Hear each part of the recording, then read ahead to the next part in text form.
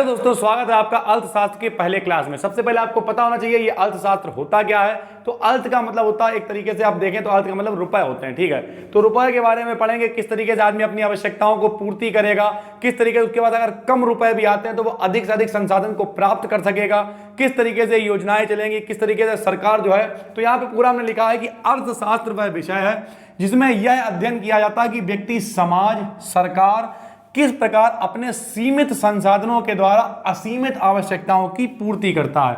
यानी अगर संसाधन कम भी है तो आप किस तरीके से अपनी जो असीमित आवश्यकताएं हैं उनकी पूर्ति कर सकते हैं। अर्थात सरल भाषा में कहें तो अर्थशास्त्र एक विषय है जो उत्पादन यानी कितना प्रोडक्टिविटी है, उपभोग कितना हमें मिल रहा है, बचत, राष्ट्रीय आय, प्रति व्यक्ति आय, रोजगार और भी कई सारे विषय हैं जो हम लोग जैसे जैसे कोर्स आपका आगे बढ़ेगा वैसे वैसे इस पर डिस्कशन करेंगे, आदि विषयों का अध्ययन करता है, ठीक है। तो आपसे कोई पूछे अर्थशास्त्र की नॉर्मल परिभाषा हमने आपको यहाँ पे बता दी है।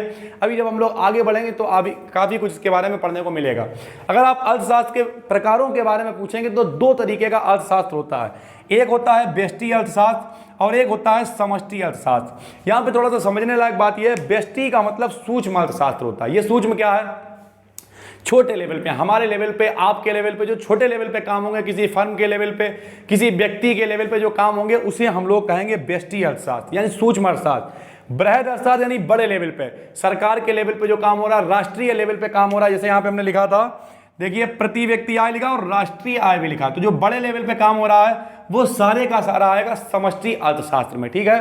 तो अर्थशास्त्र क्या है, जिसमें हम लोग आय, रोजगार, बचत, पैसों के बारे में जितनी भी जानकारी हम लोग कलेक्ट करते हैं वो कहलाता है अर्थशास्त्र। हालांकि इसकी कई सारी परिभाषाएं अवेलेबल हैं, ठीक है। लेकिन अर्थशास्त्र के मुख्य प्रकार कितने हैं, दो, एक व्यष्टि अर्थशास्त्र, एक समष्टि। व्यष्टि का मतलब क्या होता है, सूक्ष्म, बहुत थोड़ा सा। व्यष्टि, समष्टि का मतलब लगभग सब कुछ, बहुत बड़ा अर्थशास्त्र, तो हम कहेंगे बृहद अर्थशास्त्र, ठीक है। इन दोनों के बारे में जानकारी इकट्ठी करते हैं, दोनों में आपको अंतर बताते हैं। एक तरफ लिख लीजिए व्यष्टि अर्थशास्त्र और एक तरफ समष्टि अर्थशास्त्र। तो हमने आपको दो बताया, एक है मुद्रास्फीति, एक है व्यष्टि अर्थशास्त्र और एक है समष्टि अर्थशास्त्र, ठीक है। व्यष्टि को हम लोग कीमत सिद्धांत भी कहते हैं, क्योंकि व्यष्टि अर्थशास्त्र के अकॉर्डिंग जो कीमत है वो तय होती है, मार्केट रेट है या बाजार का जो मूल्य है वो तय होता है। और समष्टि अर्थशास्त्र को हम लोग आय तथा रोजगार, क्योंकि ये बड़े लेवल पे है तो जो राष्ट्रीय आय है, रोजगार वगैरह है वो सारे का सारा हम लोग पढ़ते हैं समष्टि अर्थशास्त्र के अंतर्गत, ठीक है। दोनों में हमने डिफरेंस यहाँ पे लिख दिया है। सबसे पहले जो छोटी आर्थिक इकाइयां होती हैं उनके आर्थिक मुद्दे जो है वो व्यष्टि अर्थशास्त्र में आते हैं। जैसे छोटा क्या, मान लिया कोई व्यक्ति हो गया, हम हो गए, आप हो गए, कोई उपभोक्ता है या कोई फर्म है, ठीक है, ये सब कुछ आएगा व्यष्टि के अंतर्गत। लेकिन जो बड़े लेवल पे काम है, राजकोषीय नीति है, रोजगार है, मौद्रिक स्फीति है, ठीक है, मौद्रिक नीति है, मुद्रा से रिलेटेड जो भी बातें हैं, जो भी कुछ है वो सब कुछ आएगा समष्टि अर्थशास्त्र के अंतर्गत। यानी संपूर्ण अर्थव्यवस्था के बृहद स्तर के आर्थिक मुद्दों को समष्टि अर्थशास्त्र के अंतर्गत रखा गया। फिर कुछ घटक भी लिखे गए हैं। इसका घटक देखिए, उपभोक्ता व्यवहार का सिद्धांत, उत्पादक और कीमत सिद्धांत, ये तीनों इनके अंतर्गत आते हैं। और इसमें क्या है, संतुलित उत्पाद यानी प्रोडक्ट संतुलित बनना चाहिए, रोजगार स्तर से संबंधित जो भी है वो सब इसमें आएगा, राजकोषीय नीति इसमें आएगी, मौद्रिक नीति आएगी, मुद्रास्फीति आएगी, सरकारी बजट आएगा, मुद्रा की आपूर्ति और साख सृजन आएगा, विनिमय दर आएगी और भुगतान संतुलन भी इसी के अंतर्गत आएगा। तो आज हम लोग या फिर आपसे कोई पूछे अर्थशास्त्र क्या होता है, देखिए उल्टी तरीके से पढ़ेंगे।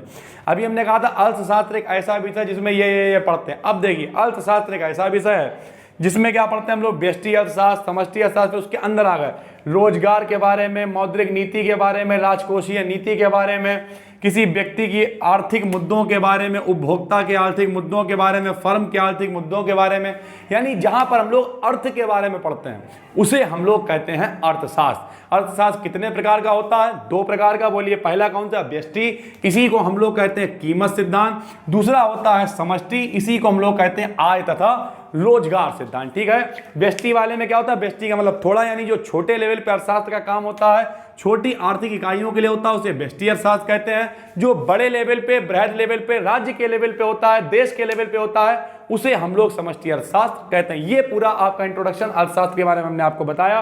जैसे जैसे कोर्स आगे बढ़ेगा वैसे वैसे आपको बताते जाएंगे कि अर्थशास्त्र रिलेटेड क्या क्या जानकारी आपके संबंध में आपको इंटरेस्टेड है और आपको क्या क्या आती है। ठीक है, हम मिलते हैं आपसे एक और वीडियो में। अगर आप इसे चैनल पर देख रहे हैं तो उसे सब्सक्राइब कर लीजिए, और अगर आपने अभी तक हमारी एप्लीकेशन को डाउनलोड नहीं किया है तो जिस नाम से चैनल है इसी नाम से एप्लीकेशन गूगल प्ले स्टोर पर अवेलेबल है, उसे डाउनलोड कीजिए, क्योंकि वहाँ पे बहुत अच्छे अच्छे कोर्सेज बहुत कम रेट में या फिर फ्री में और बहुत सारी PDF भी वहाँ पर अवेलेबल हैं। हम मिलते हैं आपसे एक और क्लास में, तब तक के लिए जय हिंद, जय भारत।